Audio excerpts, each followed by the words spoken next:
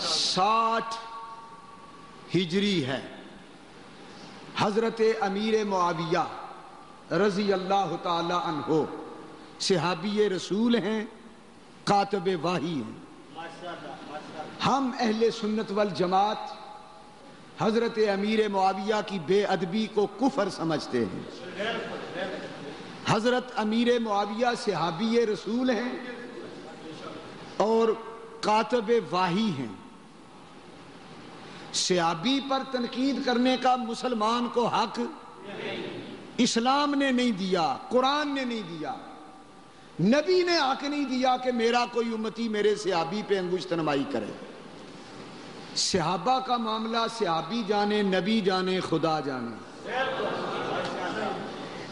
ہمیں اس میں مداخلت نہیں کرنی چاہیے۔ حضرت امیر معاویہ رضی اللہ تعالیٰ عنہ کا 60 ہجری میں وصال ہوا۔ ان کا بیٹا یزید جانشین بن کر تخت پہ بیٹھا۔ سب سے پہلا کام یزید نے یہ کیا، اس کی نظر میں 4 آدمی کھٹکتے تھے، 4 انسان، کہ ان کی موجودگی میں میرا سکہ نہیں چل سکتا، یا ان کو رام کیا جائے یا رستے سے ہٹا دیا جائے۔ یہ اس کی سیاسی سوچ تھی۔ برا ہو سیاست کا، اس بے دین سیاست کا برا ہو جو سیاست نہ دین سوچتی ہے نہ ایمان کا اسے فکر ہے۔ یزید نے اپنے اقتدار کو طول دینے کے لیے سوچا کہ 4 آدمی میرے لیے، میرے اقتدار کے لیے کسی وقت خطرہ بن سکتے ہیں، لہذا ان 4 سے یا بیعت لے لی جائے یا انہیں ختم کر دیا جائے معاذ اللہ۔ وہ 4 کون تھے؟ پہلے نمبر پر حضرت سیدنا امام حسین، دوسرے نمبر پر حضرت عبداللہ بن عمر، تیسرے نمبر پر حضرت عبداللہ بن عباس، چوتھے نمبر پر حضرت عبداللہ بن زبیر رضی اللہ تعالی عنہم۔ یزید نے گورنر مدینہ ولید کو پہلا حکم بھیجا، ان 4 سے فوری طور پر اور خصوصاً امام حسین سے میرے حق میں بیعت لو، اگر یہ میری بیعت پہ راضی ہو جائیں تو فبہا، نہ راضی ہوں تو سر قلم کر دو معاذ اللہ۔ گورنر مدینہ ولید جو تھا وہ اہل بیت کا مؤدب تھا،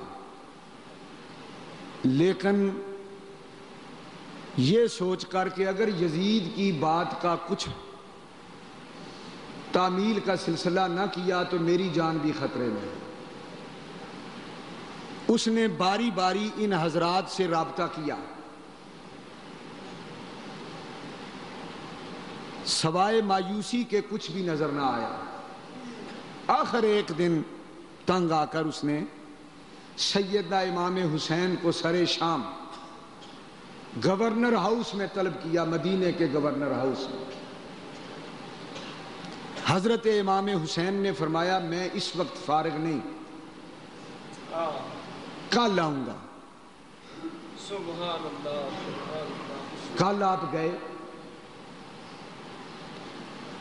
گورنر مدینہ نے کہا کہ یزید کا بار بار پیغام آ رہا ہے، یا اس کو خلیفۃ المسلمین مان کر اس کی بیعت کر لو، ورنہ اپنے انجام اور سزا کے لیے تیار رہو۔ سیدنا امام حسین نے فرمایا، یہ جمعرات کا دن تھا، فرمایا اس کا جواب میں آج نہیں دوں گا، میں کل دوں گا۔ کہا کہاں؟ فرمایا مسجد نبوی کے منبر پر، مسلمانوں کے مجمع کے سامنے۔ آپ نے سوچا، شرعی نقطہ نظر سے غور کیا، گھر آئے اور سوچ سوچ کر یہ فیصلہ کیا کہ یزید کا کردار خلیفوں جیسا نہیں. یزید کے متعلق یہ تاریخ کی صحیح روایت ہے کہ حضرت امام حسین کے نزدیک جو اس کی حیثیت تھی وہ یہ تھی کہ وہ شرابی اور زانی تھا. وہ اس قابل نہیں تھا کہ اس کو امیر المومنین اور خلیفۃ المسلمین مانا جائے. سیدنا امام حسین نے سوچنے کے بعد پکا ارادہ کر لیا کہ اگر آج فاطمہ کا لال اپنا ہاتھ ایک فاسق فاجر شرابی اور زانی کے ہاتھ میں دے کر بیعت کر لیتا ہے تو قیامت تک کے لیے ہر ظالم ہر عیبی خلافت کا دعوے دار ہوگا اور سند مجھ سے لے گا کہ جب حسین نے ایسے آدمی کی خلافت مانی ہے تو کون انکار کرتا ہے. اس طرح میرے نانے کا دین رسوا ہوگا, امت ذلیل ہوگی. میں ایسے شخص کی خلافت پر اپنی مہر نہیں لگانا چاہتا. یہ تھا وہ فیصلہ جو قرآن اور حدیث کے عین مطابق تھا. خطبہ جمعہ کا وقت ہے, جمعے کا دن ہے. اس دور کے گورنر بھی اور اس دور کے صدر بھی اور امیر المومنین بھی خطبہ جمعہ سننے کے لیے مسجدوں میں آیا کرتے تھے. آج کل کے حاکموں کی طرح نہیں تھے. گورنر مدینہ بھی موجود ہے. شہر مدینہ سے اور مضافات کے دیہاتوں سے لوگ نماز جمعہ ادا کرنے مسجد نبوی میں آئے ہیں. مسجد نبوی اندر باہر سے گچا گچ بھر گئی ہے. کوئی وقف مصلی ہے, کوئی غرق تجلی ہے, کوئی درود پڑھ رہا ہے, کوئی قرآن کی تلاوت کر رہا ہے. یکا یک حرکت ہوئی, بیت رسول اللہ کا دروازہ ہلا اور حضور کے حجرے سے حسین برآمد ہوا اور سیدھا منبر پہ جلوہ افروز ہوا. اللہ کی حمد و ثنا اور حضور پر درود و سلام کے بعد کہا, لوگو یزید نے مجھے اپنی بیعت کے لیے مجبور کیا ہے. میں نے قرآن و سنت کی روشنی میں یہ فیصلہ کیا ہے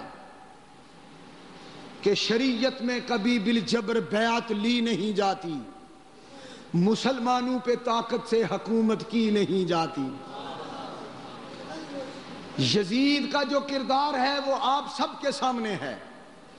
میں علی کا بیٹا ہوں, میں نے فاطمہ کا دودھ پیا ہے, میں نے تمہارے نبی کے کندھے پہ سواری کی ہے, تمہارے نبی نے مجھے جنت کے جوانوں کا سردار کہا ہے. مجھے حضور نے, تمہارے نبی نے جس کا تم کلمہ پڑھتے ہو, یہ فرمایا ہے کہ تو جنتی جوانوں کا سردار ہے.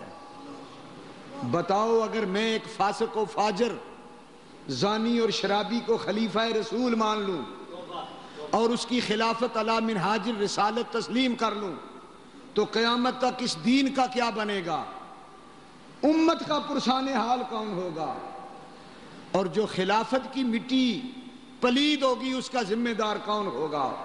میں اپنے نانے کے دین کو بچانے کے لیے, خلافت کی آبرو بچانے کے لیے, ناموس قرآن کو بچانے کے لیے اعلان کرتا ہوں کہ ہر مشکل قبول کرتا ہوں, اپنی جان قربان کر سکتا ہوں. یزید جیسے فاسق و فاجر کی بیعت قبول نہیں کرتا. مدینے میں مرحبا کے نعرے گونجے, مسلمان خوش ہو گئے. ہمارا امام اپنے باپ اور اپنے نانے کی سنت کے مطابق جا رہا ہے.